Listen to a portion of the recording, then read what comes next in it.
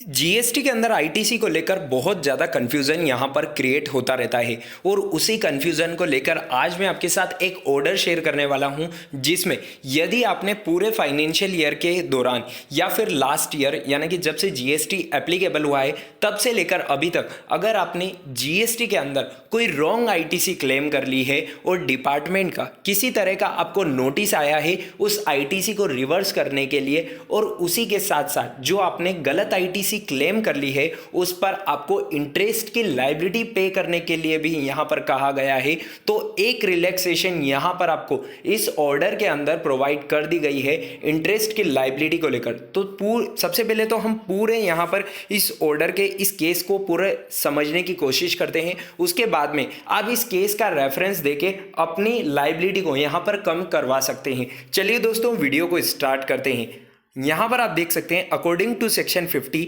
सब section 3 of CGST act, a taxable person who makes an undue of excess claim of input tax credit under section sub section 10 of section 42 or undue or excess reduction in output tax liability under subsection 10 of section 43, यानी कि ऐसी कोई liability जो आपकी tax liability बन रही थी लेकिन आपने उसे रिड्यूस करने के लिए उसके अगेंस्ट कोई input tax credit wrongly claim कर ली है जो कि आपके लिए थी ही नहीं, या फिर ऐसी कोई इनपुट टैक्स क्रेडिट जो आपके लिए थी तो सही लेकिन आपकी जीएसटीआर 2A या फिर जीएसटीआर 2B के अंदर रिफ्लेक्ट नहीं हो रही थी, जिस कारण से आप उस आईटीसी को क्लेम नहीं कर सकते थे। तो उस केस में आपको जो एज पर लॉ लिखा हुआ है आपको उस आईटीसी को रिवर्स तो करना होगा ही, लेकिन उस पर आपको 18% की टैक्स लायबिलिटी के ऊपर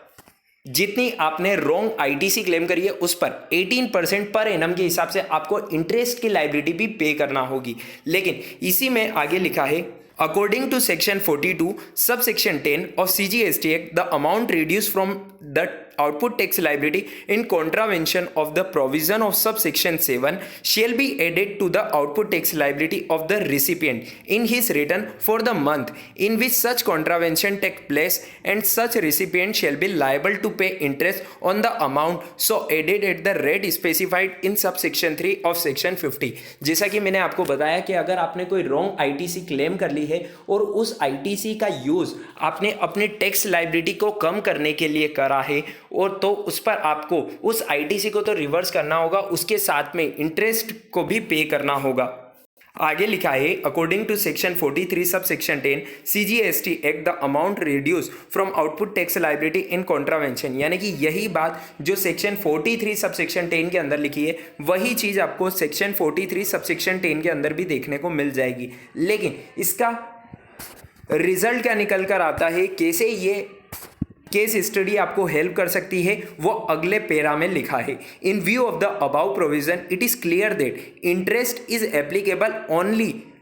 दोस्तों वर्डिंग को काफी ज्यादा ध्यान रखिएगा, it is clear that interest is applicable only when the output tax liability is reduced by falsely utilizing the input tax credit by the recipient of the credit against such liability as per section 42 subsection 10 of CGST Act, and when the actual output tax liability is reduced by the supplier as per section 43 subsection 10 of CGST Act, that is excess ITC utilizes or excess reduction in output tax liability। Simple सा यही मतलब है कि यदि आपने कोई ITC wrongly claim कर लिए जो कि आपके जीएसटीआर 2A में नहीं आ रही है और उसे आपने क्लेम कर ली है, या फिर आपकी जीएसटीआर 2A में तो ठीक है वो आपकी इनपुट टैक्स क्रेडिट थी ही नहीं और आपने गलती से क्लेम कर ली है, लेकिन आपने उस इनपुट टैक्स क्रेडिट को अभी तक यूज़ ही नहीं करा है। जी हाँ दोस्तों, आपने उस इनपुट टैक्स क्रेडिट को जो आपने गलत क्लेम कर ली थी उससे अपनी कोई टैक्स लायबिलिटी का पेमेंट नहीं किया है, उससे सेट ऑफ नहीं करा है, तो आप पर किसी प्रकार की कोई इंटरेस्ट की लायबिलिटी नहीं आएगी। आप सिंपली उसे अपनी उस आईटीसी को जो आपने गलत क्लेम कर ली थी उसे रिवर्स कर सकते हैं, आपको इंटरेस्ट की लायबिलिटी बिल्कुल पे करने की जरूरत नहीं है। इस पैरा में यह भी क्लियर लिखा है, in both the provisions it is mentioned clearly that when the output tax liability is reduced by either showing reduced amount of liability by the supplier or utilizing input tax credit that is not actually available to the recipient. So we hereby conclude that if the ITC is taken wrongly in the return but not utilized against any output tax liability, then there is no interest applicable. जी हाँ दोस्तों, there is no interest applicable. Suppose एक example लेते हैं कि आपने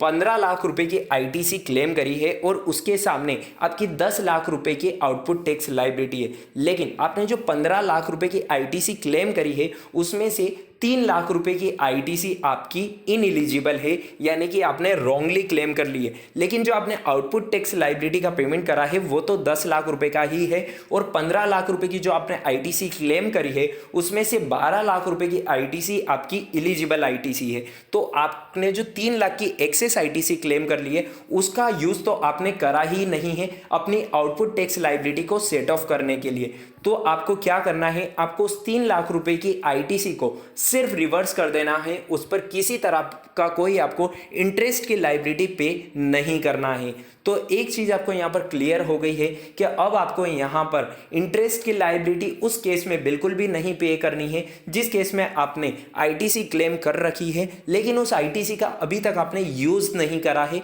तो उस ITC को आपको रिवर्स कर देना है। और यदि डिपार्टमेंट की तरफ से आप पर किसी तरह का कोई प्रेशर बनाया जाता है इंटरेस्ट की लायबिलिटी को लेकर, तो आप इस केस का रेफरेंस दे सकते हैं। ये केस आपको हमारे टेलीग्राम चैनल पे मिल जाएगा, आप वहां से इसे डाउनलोड कर सकते हैं और अपने पास सेव करके रख सकते हैं। टेलीग्राम चैनल की लिंक आपको डिस्क्रिप्शन बॉक्स में मिल जाएगी, वहां से आप टेलीग्राम चैनल को ज्वाइन कर सकते हैं।